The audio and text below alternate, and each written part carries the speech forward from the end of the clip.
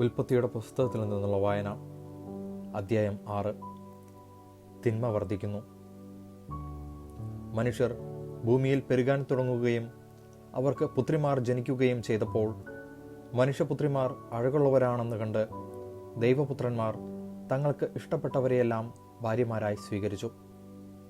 അപ്പോൾ ദൈവമായ കർത്താവ് പറഞ്ഞു, എൻ്റെ ചൈതന്യം മനുഷ്യനിൽ എന്നേക്കും നിലനിൽക്കുകയില്ല. അവൻ ജഡമാണ്. അവൻ്റെ ആയുസ് 120 വർഷമായിരിക്കും. ദൈവപുത്രന്മാർ മനുഷ്യപുത്രിമാരുമായി ചേരുകയും അവർക്ക് മക്കളുണ്ടാവുകയും ചെയ്തിരുന്ന അക്കാലത്തും പിന്നീടും ഭൂമിയിൽ അതികായന്മാർ ഉണ്ടായിരുന്നു. അവരാണ് പുരാതന കാലത്തെ പ്രസിദ്ധിയാർജിച്ച പ്രബലന്മാർ. ഭൂമിയിൽ മനുഷ്യൻ്റെ ദുഷ്ടത വർദ്ധിച്ചിരിക്കുന്നുവെന്നും അവൻ്റെ ഹൃദയത്തിലെ ചിന്തയും ഭാവനയും എപ്പോഴും ദുഷിച്ചത് മാത്രമാണെന്നും കർത്താവ് കണ്ടു. ഭൂമുഖത്ത് മനുഷ്യനെ സൃഷ്ടിച്ചതിൽ കർത്താവ് പരിതപിച്ചു. അത് അവിടുത്തെ ഹൃദയത്തെ വേദനിപ്പിച്ചു. കർത്താവ് അരുളി ചെയ്തു, എൻ്റെ സൃഷ്ടിയായ മനുഷ്യനെ ഭൂമുഖത്ത് നിന്ന് ഞാൻ തുടച്ചു മാറ്റും. മനുഷ്യനെയും മൃഗങ്ങളെയും ഇഴജന്തുക്കളെയും ആകാശത്തിലെ പറവകളെയും ഞാൻ നാമാവശേഷമാക്കും. അവയെ സൃഷ്ടിച്ചതിൽ ഞാൻ ദുഃഖിക്കുന്നു. എന്നാൽ നോഹ കർത്താവിൻ്റെ പ്രീതിക്ക് പാത്രമായി.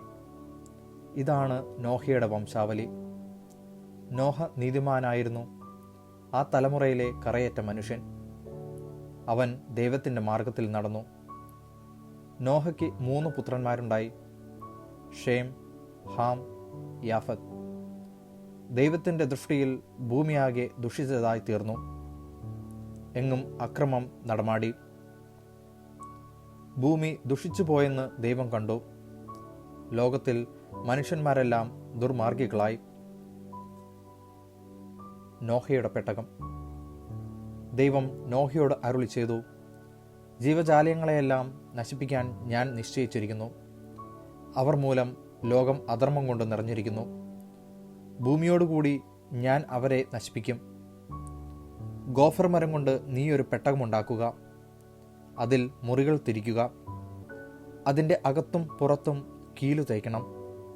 ഇങ്ങനെയാണ് അതുണ്ടാക്കേണ്ടത്: 300 മുഴം നീളം, 50 മുഴം വീതി, 30 മുഴം ഉയരം. മേൽക്കൂരയിൽ നിന്ന് 1 മുഴം താഴെ പെട്ടകത്തിനൊരു ജനലും വശത്തൊരു വാതിലും വയ്ക്കണം. താഴെയും മേലെയും നടുവിലുമായി 3 തട്ടായി വേണം പെട്ടകം ഉണ്ടാക്കാൻ. ഭൂതലത്തിലെല്ലാം ഞാനൊരു ജലപ്രളയം വരുത്താൻ പോകുന്നു.